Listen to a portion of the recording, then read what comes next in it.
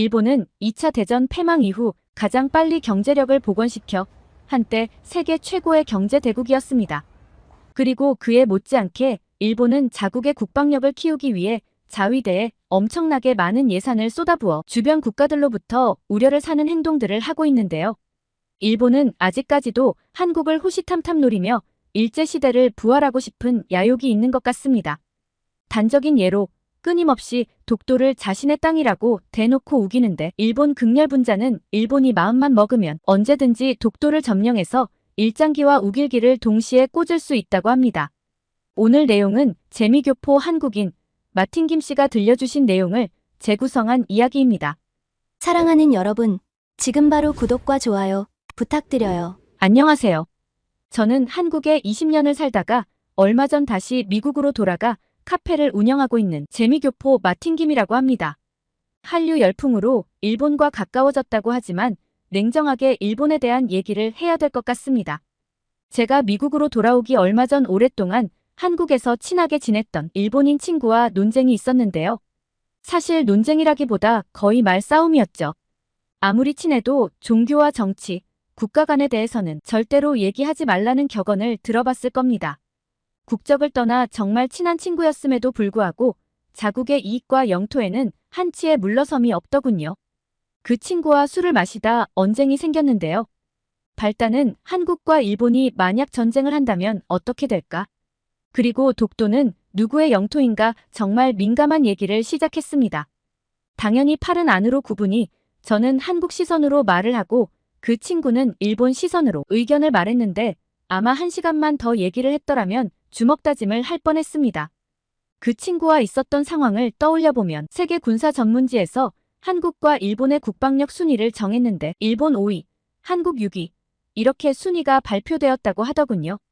사실 한국과 일본은 정말 가까운 나라이면서 철천지 원수며 라이벌이자 무역 파트너인 관계이고 인접한 멀고도 가까운 나라이죠. 저는 전쟁이 나면 누가 이기고 지고 할 것 없이 초토화된다는 생각을 하거든요. 일본이 아무리 한류를 동경하고 한국을 좋아한다고 해도 저는 현재도 그렇고 역사적으로 봐도 한국은 절대로 일본과 우방국이 될 수 없거든요. 생각을 해보세요. 나라를 잃고 일본인들에게 식민지 생활을 하며 모진 고통과 치욕, 개죽음을 당했는데 어느 누가 이런 끔찍한 사실을 잊겠습니까? 그것도 자그마치 36년간 긴 세월을 당했는데요. 아마 지금 이 영상을 보시는 분들은 제 말을 이해하실 겁니다.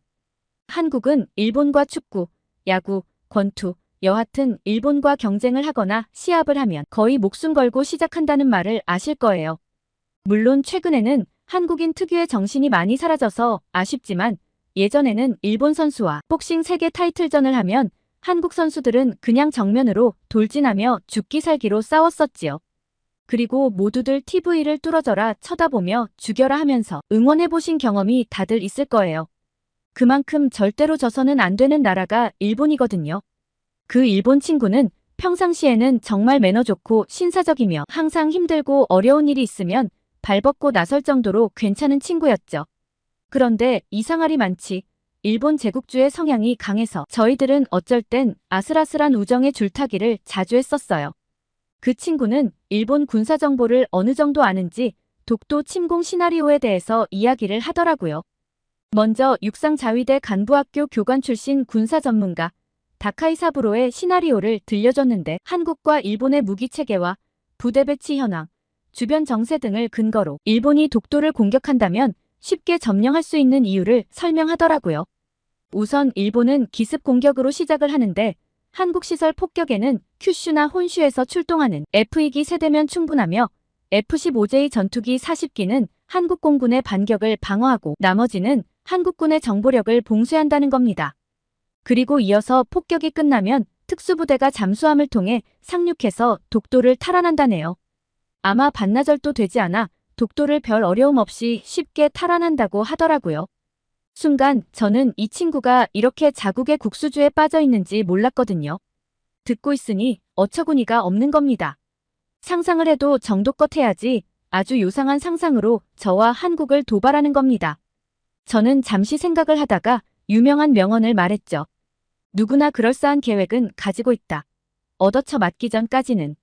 그 말을 듣자 그 친구는 얼굴이 창백해졌고 손을 부들부들 떨더라고요. 저는 제가 아는 지식으로 바로 답변을 했죠.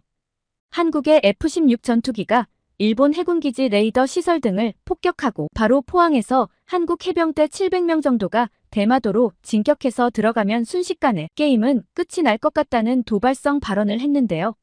그러자 일본인 친구는 자위대가 얼마나 강하고 첨단 무기를 많이 보유하고 있는데 겨우 몇백 명 특수부대로 가능하겠냐며 한국군을 비웃더군요. 저는 일본의 자위대가 최근 굉장히 문제점이 많다는 것을 기사로 접해서 잘 알고 있었거든요. 그래서 바로 일본 자위대 아픈 곳을 찔러서 말을 했습니다. 자위대가 아무리 군사력이 강하다 해도 나이 많은 사람이 작전 수행을 할 수 있겠냐며 반문을 했죠. 시대가 변하고 첨단 무기가 늘어나도 전쟁을 수행하는 주체가 사람이라는 것은 절대적 진리다. 많은 나라의 군대에서 모병제든 징병제든 20, 30대의 젊은 청년들을 입대시키려는 이유는 그 시기에 청년들이 체력적으로 가장 좋기 때문이라고 했죠. 만약 전쟁이 일어난다면 첨단전 양상으로 가겠지만 첨단 무기를 활용하는 것도 사람이며 아무리 기계가 발달되어도 결국은 사람이 해결을 해야 하는데 자위대 나이를 보면 어처구니가 없다는 얘기를 했는데요. 아시다시피 일본은 저출산 고령화가 심각하고 더구나 모병제기 때문에 젊은 사람들이 스스로 입대를 안 한다는 게 심각한 문제거든요. 더구나 자위대 대원의 3분의 1 이상이 40대 이상이라는 조사 결과가 나왔는데 저는 웃으며 더 심하게 독침을 날렸죠. 경로당에서 주무셔야 되는 어르신들이 어떻게 작전 수행을 하냐며 일본 친구의 마음을 살짝 짓밟아줬죠.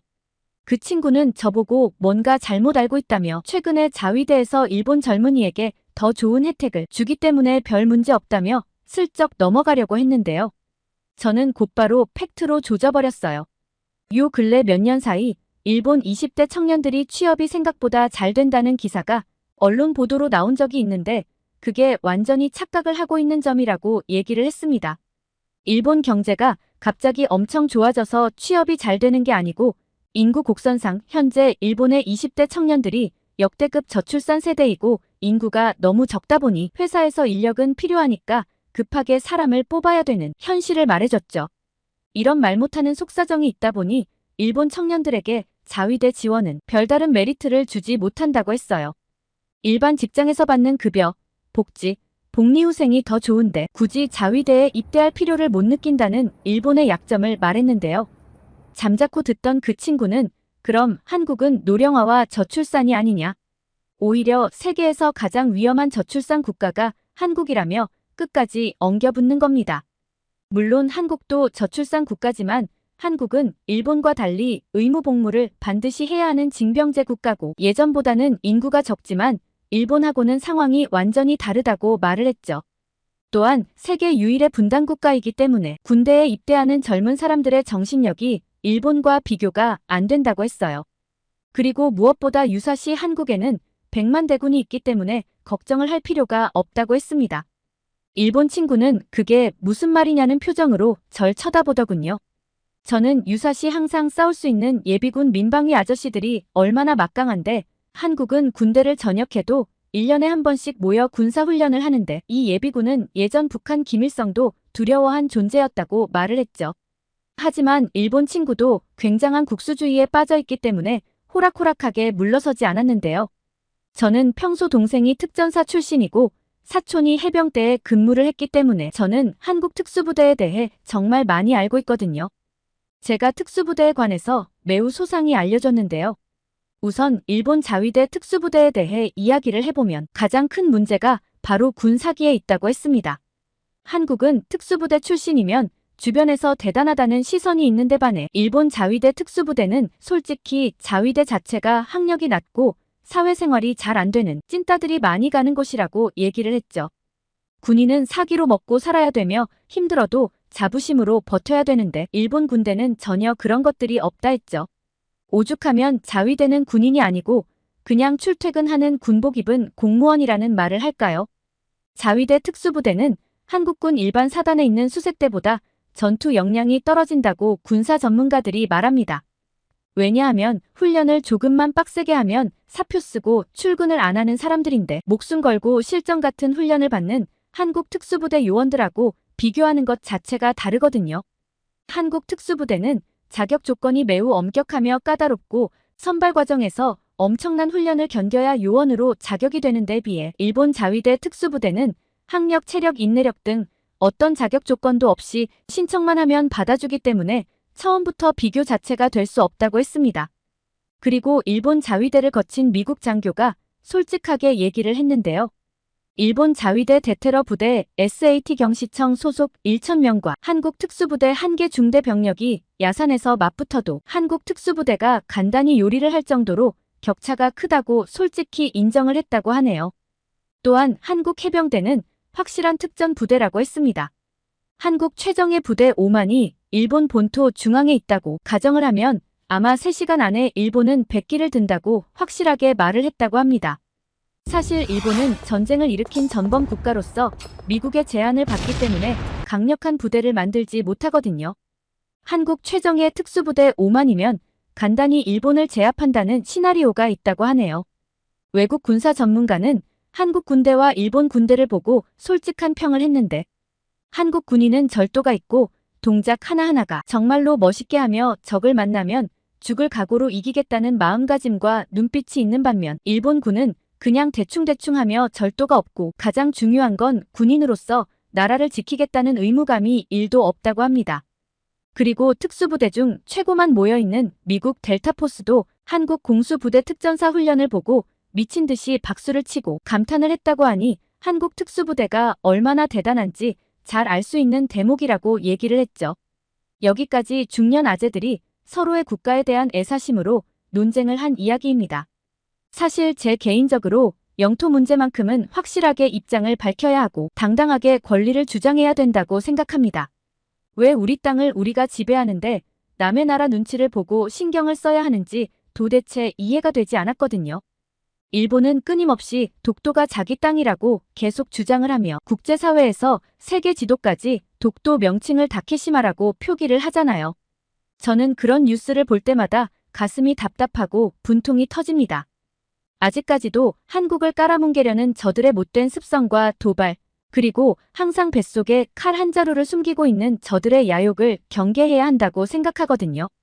마지막으로 저와 비슷한 세대분들이 일본과 독도 문제에 얼마나 민감한지 각자의 의견을 올려볼까 합니다. 일본을 저주하고 미워하라는 말이 아니라 한국의 기성세대분들이 얼마나 나라를 사랑하고 애국심이 높은지 느끼고 싶어서 글을 올려봅니다. 일본과 전쟁이 벌어진다면 아마 우리가 주변에서 흔히 보던 배불뚝이 아저씨도 눈에 살기 가득한 능숙한 전사가 된다는 것을 알게 될 것이다. 그럴 일은 없겠지만 만약에 다른 나라와 전쟁을 하게 된다면 이겨야 되겠지만 일본과 전쟁을 하게 되면 반드시 전부 죽일 각오로 싸워야 한다. 일본 놈들은 침략하려는 습성이 몸에 배어 있어서 도발한다면 아예 뿌리를 잘라버려야 한다. 독도는 독도대로 한국 땅이고 스시마와 일본 열도를 점령해야 한다. 그래야 이후에 다시는 날뛰지 못하게 버르장머리를 고쳐야 한다.